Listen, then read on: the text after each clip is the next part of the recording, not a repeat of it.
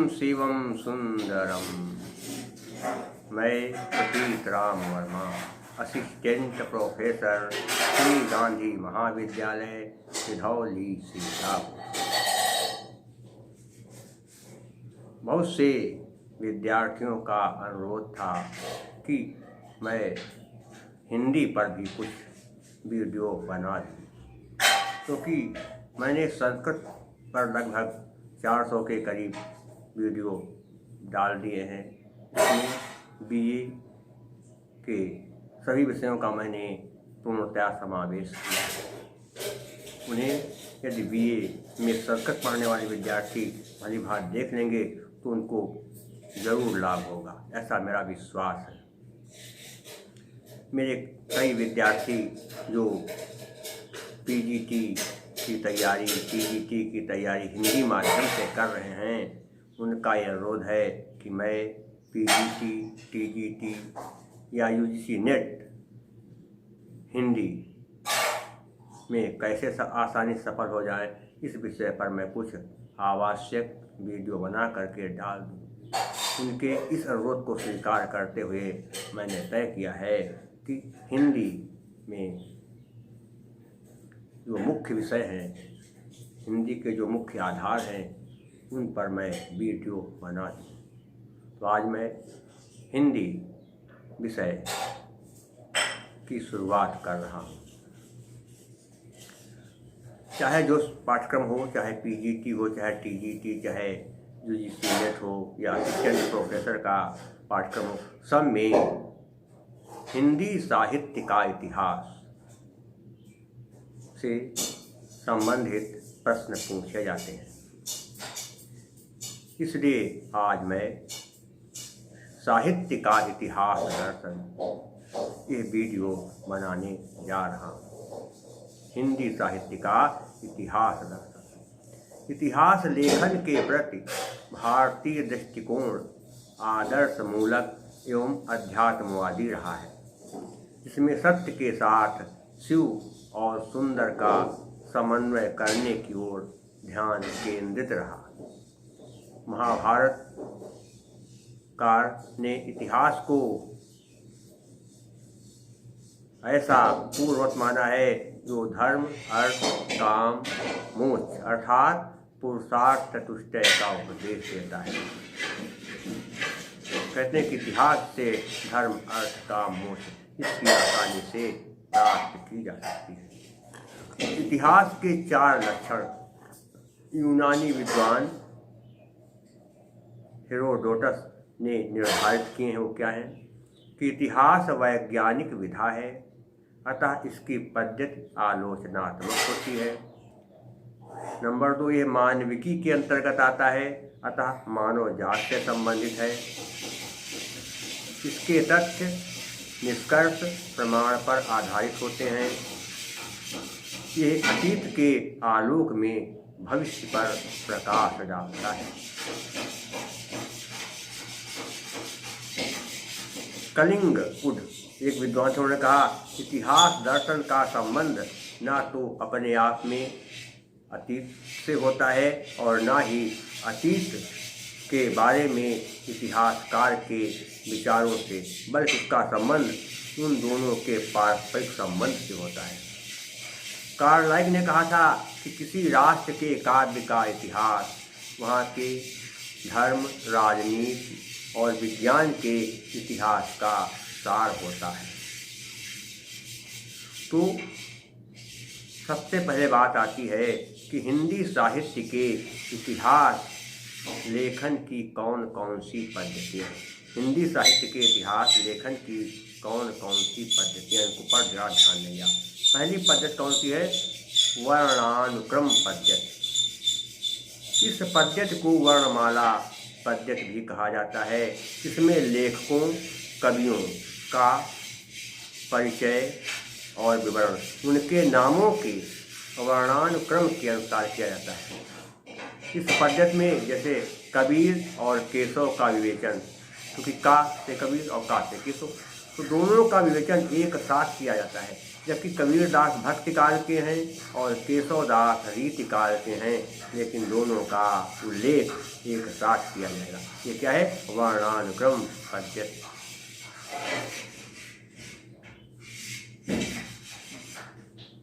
इसी तरह से जैसे कहा जाए कि मीराबाई क्या है? भक्ति काल की, और मैथिली शरणगुप्त द्विवेदी काल की। दोनों माँ हैं, लेकिन दोनों का उल्लेख एक साथ किया जाएगा। ये क्या हुई? वर्णानुक्रम पद्धति। दूसरी कौन सी होती? कालानुक्रमी पद्धति। इस पद्धति में कवियों एवं लेखकों का विवरण ऐतिहासिक काल क्रमानुसार तिथि से निर्धारित होता है, और इसमें कृतिकार लेखक कवि की जन्मतिथि को आधार बना करके इतिहास ग्रंथ में उनका निर्धारण किया जाता है। अर्थात तिथि के अनुसार कवियों का निर्धारण किया है। कोई जो पहले हो उसका पहले, जो बाद में हो उसका बाद में, जो बीच में हो उसका बीच में वर्णन होता है। जॉर्ज ग्रियर्सन एवं मिस्र बंधुओं ने इसी पद्धति पर अपने इतिहास ग्रंथ लिखे हैं। साहित्य तो वर्णानुक्रम जो पद्धति थी वो पूर्णतः सफल नहीं रही, क्योंकि उस पद्धति में बहुत दोष थे। इसलिए साहित्य लेखन के वर्णानुक्रमी पद्धति जो थी वो गलत थी। और कालानुक्रमी पद्धति जो थी, इसमें रचनाकारों का जीवन परिचय एवं उनकी कृतियों का उल्लेख करने से पूरा नहीं होता है, अपितु उस समय क्या परिस्थितियाँ थी इसका भी विश्लेषण होना चाहिए था, तो इसमें नहीं होता है। इसलिए कालानुक्रमी पद्धति जो है ये क्या होती है? वैज्ञानिक पद्धति। वैज्ञानिक पद्धति में इतिहास लेखक पूर्णतया निरपेक्ष एवं तटस्थ रह करके तथ्यों को संकलित करता है, इकट्ठा करता है और उन्हें क्रमबद्ध एवं व्यवस्थित रूप से प्रस्तुत कर देता है। इसमें क्रमबद्धता एवं तर्कनिष्ठता अनिवार्य रूप से होती है। इस पद्धति में भी वही दोष है जो काल क्रमानुसारी पद्धति और वर्णानुक्रमी पद्धति में है। इतिहास तथ्य संकलन मात्र न होकर के व्याख्या एवं विश्लेषण की भी अपेक्षा करता है। इसके बाद क्या आती है? विधेयवादी पद्धति। वैज्ञानिक पद्धति विधेयवादी पद्धति। इस पद्धति के जन्मदाता वेन माने जाते हैं। कौन? वेन। साहित्य का इतिहास लिखने में यह पद्धति सबसे ज़्यादा उपयोगी सिद्ध हुई है और सबसे अच्छी इतिहास लेखन की पद्धति विधेयवादी पद्धति मानी जाती है। तो हिंदी में साहित्य का इतिहास लिखने की इस पद्धति का सूत्रपात आचार्य रामचंद्र शुक्ल ने किया। तो अब बात आती है साहित्य के इतिहास लेखन की परंपरा कहाँ से शुरू हुई। थोड़ा ध्यान देंगे। हिंदी साहित्य के इतिहास लेखन की परंपरा का सूत्रपात किसी हिंदी भाषी व्यक्ति द्वारा नहीं हुआ, बल्कि एक फ्रांसीसी विद्वान गार्सा द तासी, एक फ्रांसीसी विद्वान थे गार्सा द तासी।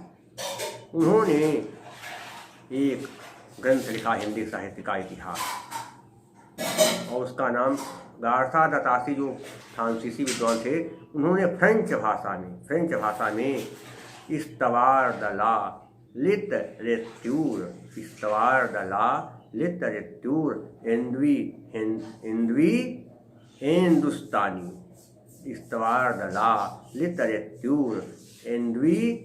हिंदुस्तानी नाम का ग्रंथ लिखा है। ये पुस्तक 2 भागों में बटी हुई है, जिसका प्रकाशन 1839 और 1847 में हुआ। यह ग्रंथ ग्रेट ब्रिटेन और आयरलैंड की प्राच्य साहित्य अनुवादक समिति की ओर से पेरिस में मुद्रित किया गया। इस्तवार द ला लिटरेचूर हिंदुस्तानी द्वितीय संस्करण को 3 भागों में बांट दिया गया और जिसका प्रकाशन 1871 में हुआ है। तासी ने अपनी पुस्तक में हिंदी और उर्दू के अनेक कवियों का विवरण अंग्रेजी अक्षरों के अनुसार किया है। गारसा दत्तासी के ग्रंथ में कुल 738 कवि हैं, जिसमें हिंदी के 72 हैं और शेष उर्दू के कवि हैं। डॉक्टर लक्ष्मी सागर वार्ष्णेय ने ताशी के ग्रंथ का हिंदी अनुवाद हिंदी साहित्य का इतिहास नाम से किया, जिसका प्रकाशन 1952 ईस्वी में उन्होंने कराया। ताशी की पुस्तक इस्तवार दला लिटरेचर हिंदुस्तानी में हिंदवी के लिए हिंदवी यानी हिंदी और हिंदुस्तानी को उर्दू कहा गया। हिंदवी के लिए हिंदी और हिंदुस्तानी को उर्दू कहा गया।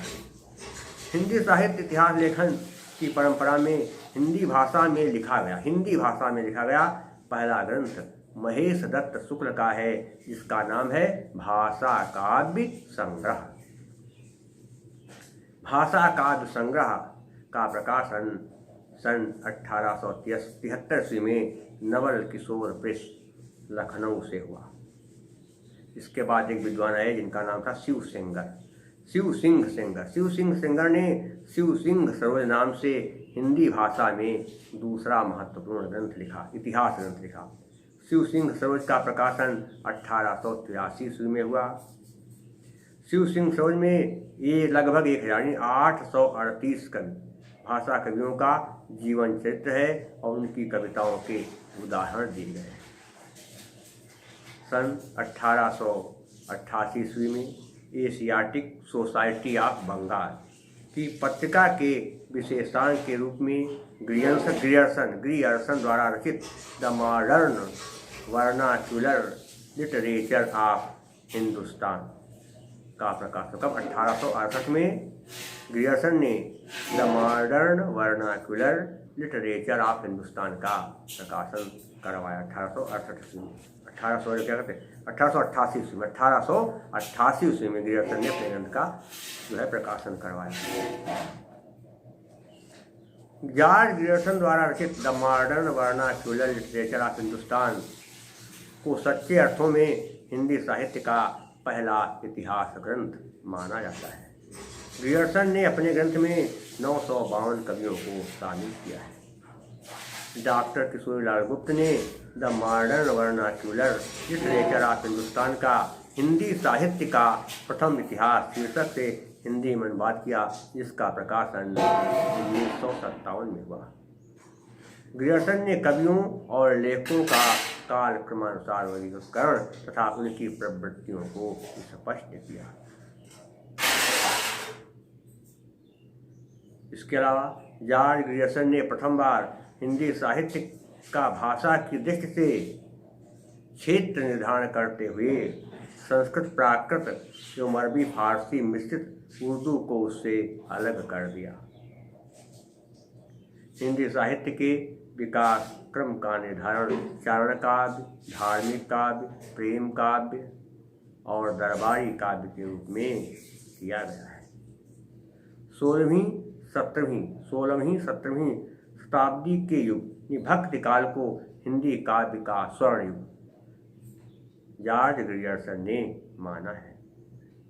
तो आज के लिए बस इतना ही।